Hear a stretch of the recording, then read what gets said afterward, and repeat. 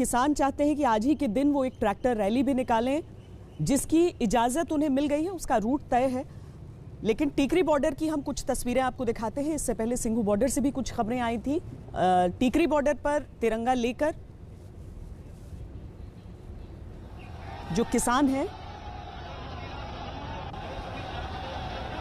ये जो गहमा गहमी आप टीकरी बॉर्डर पर इस समय देख रहे हैं, दरअसल दिल्ली पुलिस से जो बातचीत हुई है किसान संगठनों की, वो लगभग 30,000 की संख्या बताई जा रही है। लेकिन किसान नेता कह रहे हैं कि 2.5 लाख से ज़्यादा लोग आना चाहेंगे। तो अलग अलग संगठनों के झंडे भी हैं और बीच में आपको तिरंगा भी नज़र आ रहा है। हालांकि अपील यही की गई थी सबसे, और किसानों द्वारा भी ये कहा गया कि उनके ही बच्चे हैं जो फौज में जाते हैं, या फिर समूचा परिवार जिस तरह से रहता है उसमें कोई ना कोई ऐसा वर्दीधारी ज़रूर रहता है। तो इसीलिए वो गणतंत्र दिवस के सम्मान में, और चूंकि शौर्य को प्रदर्शित करने का दिन होता है, ये देश पर गर्व करने का दिन होता है, इसीलिए उस समय पर नहीं पहुंचेंगे।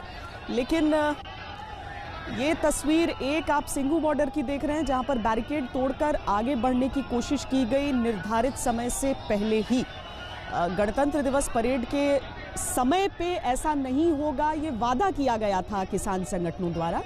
लेकिन कुछ ऐसी तस्वीरें हम आपको इस समय दिखा रहे हैं। हाथों में तिरंगा तो है, लेकिन बैरिकेड तोड़ने की कोशिश भी वहां पर नजर आ रही है। और यही महत्वपूर्ण बात है कि तिरंगा केवल हाथों में नहीं, तिरंगा दिल में होना चाहिए। वो जज्बा, वो जोश, वो जुनून।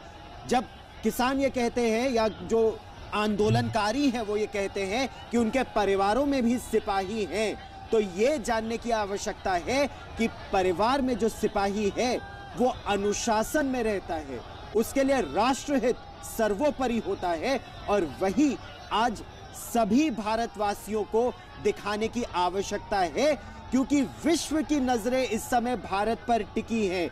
ये विश्व देखना चाहता है कि एक सशक्त प्रजातंत्र किस तरह कठिन परिस्थिति में भी उभर कर निकलने का प्रयास कर रहा है। चुनौतियां बड़ी हैं, चुनौतियां वास्तविक नियंत्रण रेखा पर हैं, चुनौतियां नियंत्रण रेखा पर है, चुनौतियां आंतरिक हैं, चुनौतियां आर्थिक हैं, चुनौती महामारी की भी है, और चुनौती इस समय आप अपने टेलीविजन स्क्रीन पर देख रहे हैं। हमारे सहयोगी हिमांशु मिश्रा इस समय हमारे साथ जुड़ रहे हैं। हिमांशु, आश्वासन दिया था संयुक्त किसान मोर्चा ने कि 12 बजे से पहले बैरिकेड नहीं, उस पर हम कुछ होगा, 12 बजे के बाद एक सुनियोजित तरीके से निकलेंगे। लेकिन इस समय जमीनी स्थिति क्या है?